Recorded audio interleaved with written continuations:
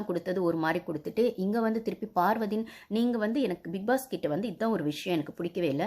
நீங்கள் எந்த சீசன்லையுமே பண்ணாத ஒரு விஷயத்தை இந்த சீசனில் பண்ணியிருக்கீங்க. அதாவது வெளில என்ன நடக்குதுன்னே தெரியக்கூடாதுன்னு ஹோஸ்ட் கூட டேரெக்டாக தான் ஹிண்ட் கொடுப்பாரு, இன்டெரக்டாக ஹிண்ட் கொடுப்பாரு. உள்ள வர சீஃப் கெஸ்ட்டோ யாருமே அதை சொல்ல மாட்டாங்கன்னு சொல்கிற இடத்துல மூவி ப்ரொமோஷனுக்கு வரவங்களாம் நீங்கள் ஒரு ஃபேமிலிஸ் க்ளோஸ் சர்க்கிள்லேருந்து ஒருத்தங்க மூலிமா அந்த உள்ள இருக்க கண்டஸ்டன்ஸுக்கு ஹிண்ட் கொடுக்குறீங்கன்னா ஓகே, உங்களுக்கு இந்த சீசன் வந்து அட்டர் ஃப்ளாப் ஆகிடுச்சு, வேறு வழியே இல்லாமல் கேம் ஆட ஆரம்பிக்க வைக்கணும்.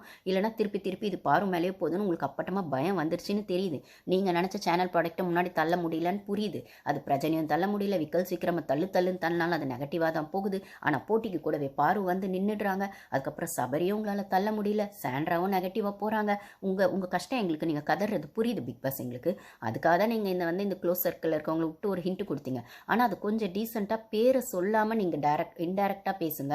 கேமை இப்படி போங்க அப்படி போங்கன்னு சொல்லுங்கள். ஆனால் இவங்களுக்கு கூட கேம் ஆடுங்க, அவங்க கூட கேம் ஆடுங்கன்ற அளவுக்கு நீங்கள் ஓப்பனாக பேரை சொல்ல வேண்டாம், இன்டெரக்டாக சொல்லுங்கன்னு ஒரு விஷயம் சொல்லியிருக்கலாம். அது ரொம்ப அன்ஃபேராக இருந்ததுன்னு நான் சொல்லுவேன். அதுவும் என்ன சொல்கிறது, பாரு வந்து ரியா வந்து சொன்னதெல்லாம் வந்து அவள் வந்து ஒரு நல்ல ஃப்ரெண்டு நான் நினச்சேன். அரோராவுக்கு வந்து ரியா வெளியில் வந்து அவள் கேமே ஆடலை, அவள் கேம் அக்லியாக இருக்குது, துஷார் கூட சேர்ந்த விஷயங்கள் அக்லியாக இருக்குது, எனக்கு பிடிக்கலன்னு சொன்ன இடத்துல அந்த ரியா வந்து இங்கே பேசும்போது அவங்க ஒரு நல்ல ஃப்ரெண்டாக இருந்தால் நீ துஷார் கூட ஆடல, அது வேறு முடிஞ்சு போயிடுச்சு. இப்பயுமே நீ கேம் ஆடாமல் இந்த விஷயத்தையே சுற்றிட்டு இருக்க, அந்த விஷயத்துக்குள்ளே வந்து இன்னொரு ட்ரையாங்கல் லவ் மாதிரி ஒன்று போகுது, அதெல்லாம் விட்டுட்டு நிஜமாகவே நீ கேம் ஆட ஆரம்பி, நீ இதுக்காக உள்ளே போனேன்னு பலாருன்னு நாளார அரைஞ்ச மாதிரி அவங்க ரியா வந்து அரோராவுக்கு அட்வைஸ் பண்ணியிருந்தா அவங்க ஒரு நல்ல ஃப்ரெண்டு. ஏன்னா வெளில அவங்களும் ரிவ்யூவர் தான். அப்போ அவங்க ரிவ்யூஸ் எல்லாம் வந்து அரோரா சரியா இல்லை, ஃபஸ்ட்டு 3 வீக்ஸில் துஷார் கூட சேர்ந்து பேருக்கு எடுத்துக்கிறா, அவள் எதுக்காக உள்ளே போனாலும் அந்த விஷயத்தையே பண்ணலை, அதை தவிர்த்து அவள் வந்து அந்த கேம்குள்ளே இல்லாமல் அவள் பண்ணுறது எதுவுமே எனக்கு பிடிக்கல அப்படின்லாம் சொல்லிட்டு இருந்த ரியா வந்து ஏன்னா பிஹேவ்ஸ்லேருந்து நிறைய சேனல் போய் அவளை இன்டர்வியூ பண்ணும்போது அவள் அப்படி தான் சொன்னான்.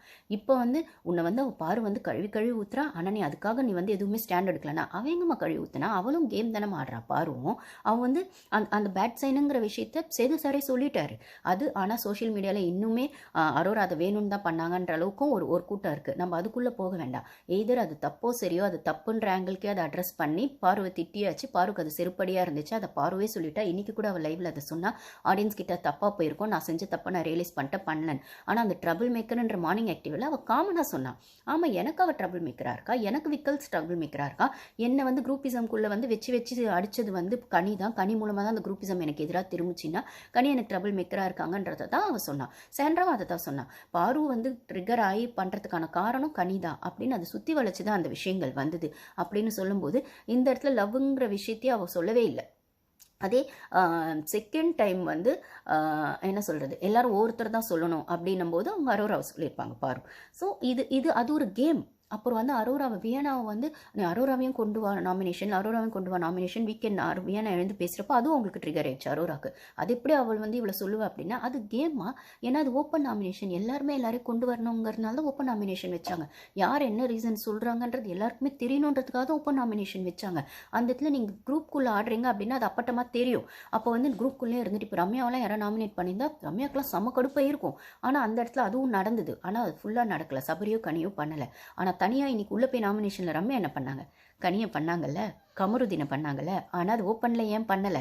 இந்த விஷயங்களும் ஓப்பனுக்கும் க்ளோஸ்க்குமான விஷயங்களாக இருக்கும்னும் போது அப்போ அரோராவை சொல்லுன்னா அவங்க அரோராவை அவங்களும் சொன்னாங்க, திவாகர் இருந்தாலும் சொல்லியிருப்பாங்க, மற்றவங்களும் சொல்லியிருப்பாங்கன்னா அவங்க அரோராவை மட்டும் சொல்லலையே.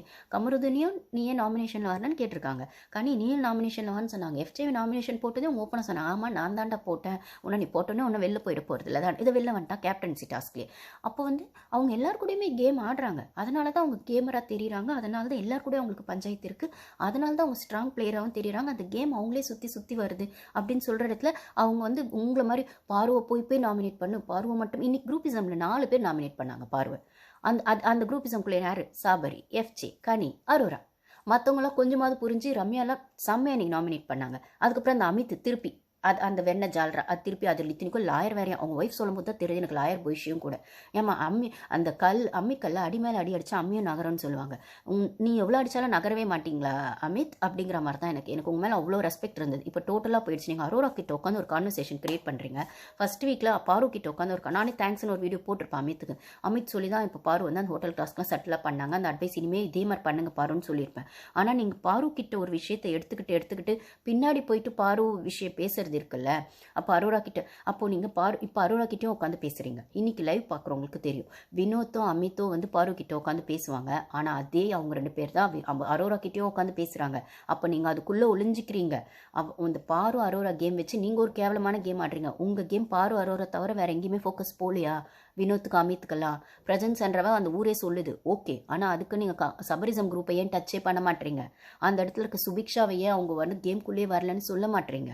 அப்புறம் வந்துட்டு எஃப்ஜே பண்ணுற விஷயங்கள், வியானா பண்ணுற விஷயங்கள் கேம் ஃபோக்கஸை விட்டு வெளியில் போகுதுன்னு பாருக்கு அட்வைஸ் பண்ணுற அமித் வந்து வியானாக்கு ஏன் அட்வைஸ் பண்ணலை? அப்போது பாரு வந்து தன்னோட ஃப்ரெண்டு கூட பழகிறதுனால தன்னோட ஃப்ரெண்டு கேம் ஸ்பாயில் ஆகுதுன்னு சொல்கிற வினோத் வந்து அதையே அரோரா கிட்ட சொல்லலை.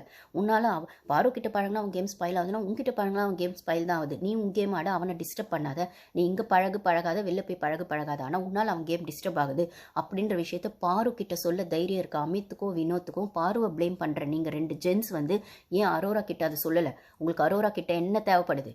அரோரா ஃப்ரெண்ட்ஷிப் உங்களுக்கு அவ்வளோ முக்கியமாக இருக்குன்னா அப்போ சபரிசம் குரூப்புக்குள்ளே நீங்கள் ஒளிஞ்சிக்கிட்டு கேம் ஆடுறீங்கன்னா, சபரிசம் சொல்கிற பிரசன்ஸ்ன்றவை தான் நீங்கள் நாமினேட் பண்ணுறீங்கன்னா, 1 ஓட்டு போட்டாலும் அதான், 2 ஓட்டு போட்டாலும் அதான். அப்போ உங்களுக்கான தனித்துவமான கேம் பிளே எங்கே போகுது? ஆகவே நாமினேஷனில் வரக்கூடாதுன்னு நீங்கள் கேம் ஆடுறீங்க. அதெல்லாம் நீங்கள் குரூப்பிசமில் தொலைஞ்சு போயிடுறீங்க. அப்போ நீங்கள் குரூப்பிசமில் தொலைஞ்சு போய் நாமினேஷனில் வராமல் கேம் ஆடலாம். ஆனால் நீங்கள் போக போக நாமினேஷனில் வராமல் கேம் ஆடணும்னு நினச்சிங்கன்னா, அகைன் நான் சொல்கிற மாதிரி நீங்கள் மிக்சர் கண்டென்ட்டாக தான் போவீங்க. ஸ்ட்ராங் பிளேயராக இருக்க மாட்டீங்க. ஜனங்களுக்கு நீங்கள் உள்ளே இருக்கீங்களா இல்லையா அப்படிங்கிறதே டவுட் வந்துடும். ஏன்னா நீங்கள் தொலைஞ்சு போயிடுவீங்க, காணாமல் போயிடுவீங்க. அப்போது ஒரு அமித் ஒய்ஃபு சொல்லும்போது நீங்கள் வந்து அப்போ அமித் ஒய்ஃபை இன்டெரக்டாக பார்வதா மீன் பண்ணுறாங்க. அவங்க கிட்ட தனியாக பேசும்போது ஒன்று பண்ணுறாங்க, அவங்க குரூப்பில் வெளியில் கேம் அவங்க ஒன்று ஆடுறாங்கன்னா நீங்கள் அது பண்ணுறீங்கன்னா, அப்போது நீங்கள் பாருவாகட்டும். இப்போ அரோரா கூட தான் அமித் பேசுகிறாரு. நேற்றுலேருந்து அரோரா கூட அமித் பேசிகிட்டு இருக்காரு. இன்றைக்கி லைவ்லையுமே இங்கே பேசின விஷயங்கள் அப்படியே வந்து பாரு வந்து அரோரா கிட்ட போய் பேசுகிறாரு. அப்போது கேம் ஆட வந்த நீங்கள் இந்த கேம் உங்களுக்கு தேவையில்ல அமித்.